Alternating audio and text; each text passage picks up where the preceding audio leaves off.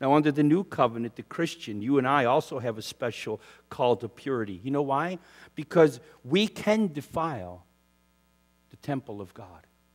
The Bible tells us very clearly in 1 Corinthians chapter 6, in 2 Corinthians chapter 6, that your body and my body is now the temple of the living God.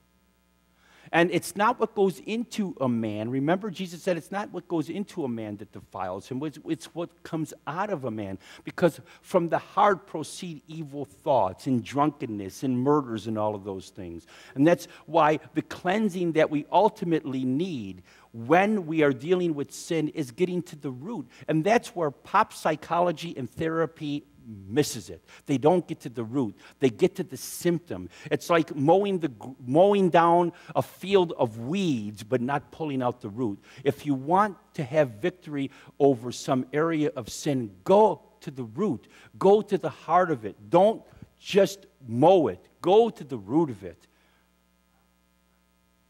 And let the Lord deal with it. And He'll deliver you. He does. How many...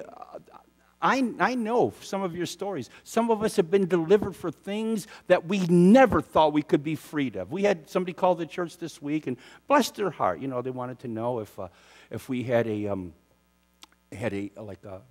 recovery program or addiction. And there are fine recovery programs, addiction programs, and our secretary says, well, Pastor Ray believes that there's a one-step recovery program, and either you go, well, thank you, or hang up the phone. But I really believe that. I believe that with all of my heart. I do believe that there's such a thing as helping one another and assisting one another and walking through things with people. But you know, as far as I'm concerned, the gospel of Jesus Christ is God's one-step recovery program. Think about this. How did people get delivered from drugs and alcohol and all of these other things prior to these programs in the 20th century? How'd they do it? They went to the cross.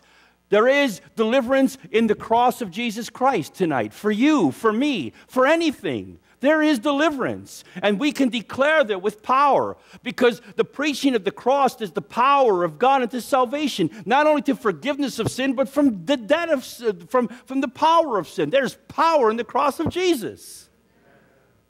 Amen? Amen. Now you guys are getting Pentecostal. That's good.